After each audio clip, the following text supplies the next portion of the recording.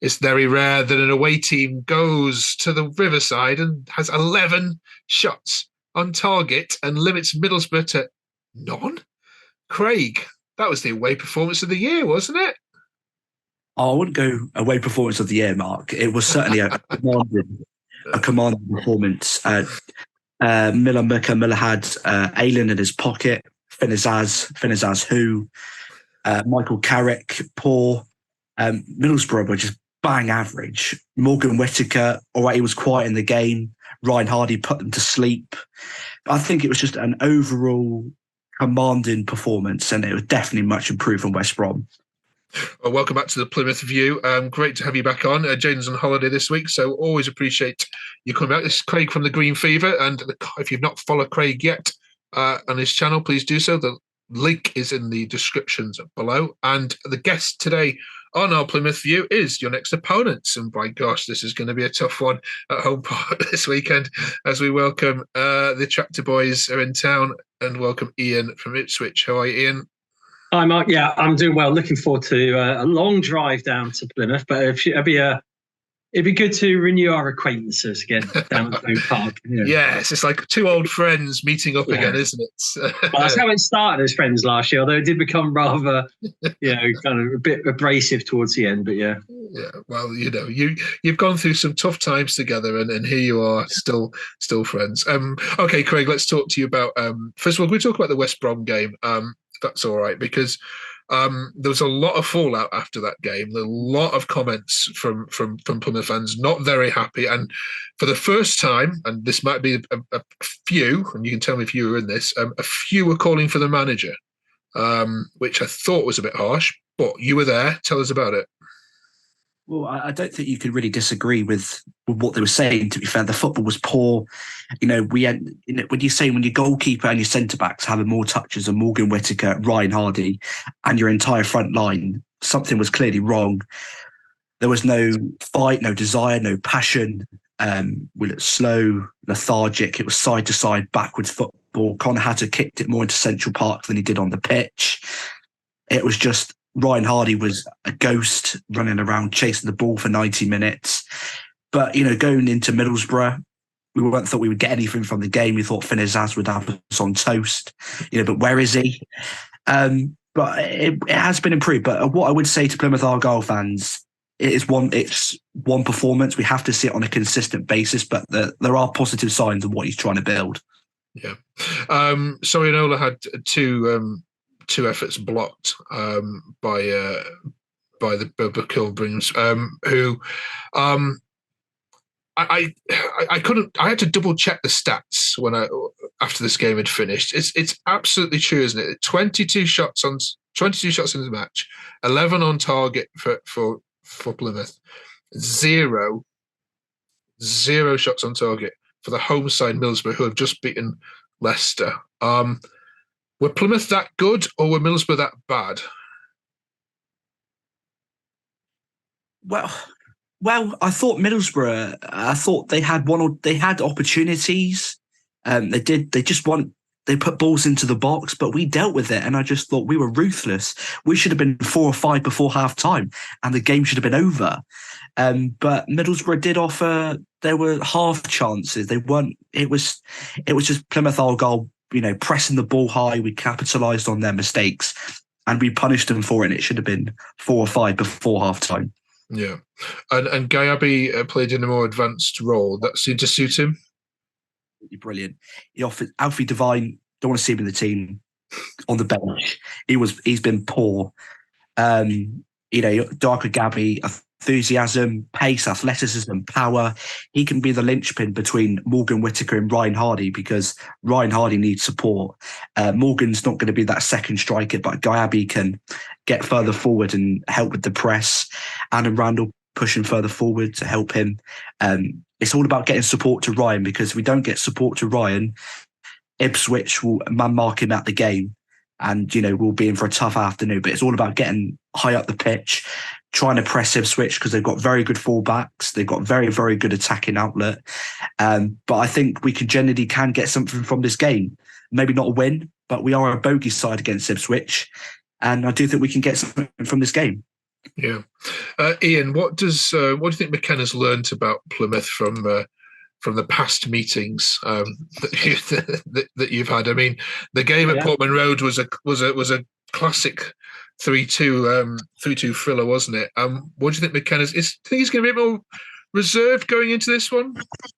I don't know. I mean, look, Middlesbrough play very similar to Ipswich. Middlesbrough had over 600 passes on Saturday. Didn't help them. They just couldn't capitalise on the make-up play to get shots on target. And Ipswich, we have been foul of that on a number of occasions. We displayed the same style as against West Brom away and got beat 2-0. So I think if we go with our normal game plan to control possession, Plymouth, I think we saw on Saturday the Plymouth that we'd been promised when they got promoted from League One. A really good, clinical display. Make sure your shots count. Don't worry if you get outpassed. Don't worry about having possession. I think it was at 68 to 32% possession. Just make sure when you got that possession. And that's where Ipswich could slip up because, we are a possession-based team. We need to maybe be a bit more agricultural in our attack, I think, on Saturday. Maybe a few more long balls. Put the pressure on the back out there. Don't let Hardy and Whittaker get the ball. And like you mentioned, Craig, we need to shut down your middle. And when we play with our double pivot with Morsey and Luongo sat slightly deep, you might have a little bit of freedom.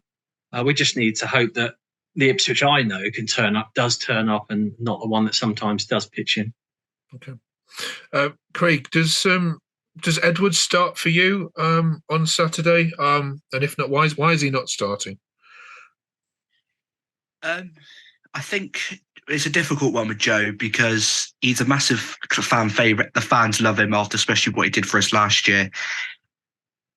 I think you have to go with the players in their best positions. And at the moment, Mika, Miller and Sorinola are the best in those positions because they've got very tricky wingers. They've got very good fullbacks.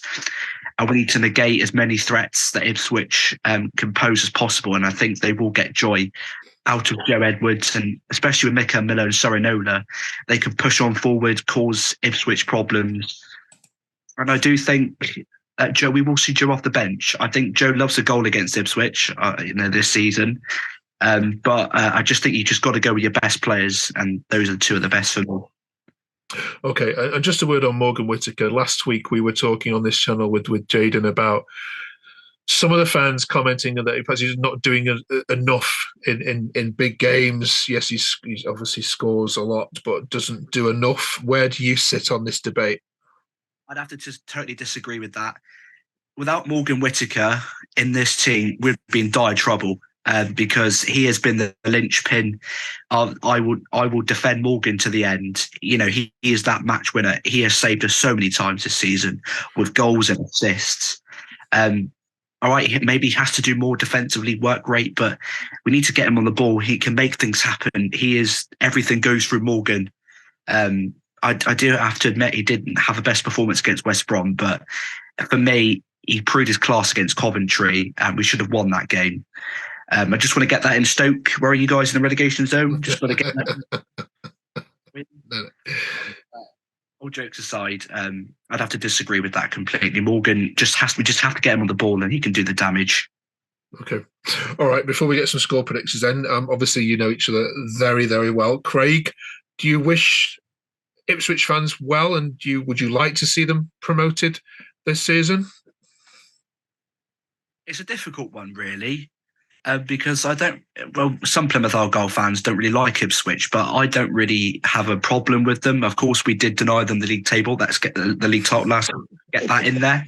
And we did beat them at home park. I would like to see them get promoted. I have no ill will towards. It's more next week, Mark, when hopefully you'll have me on for that week. We have the preview with Sheffield Wednesday. You know my feelings on Sheffield Wednesday.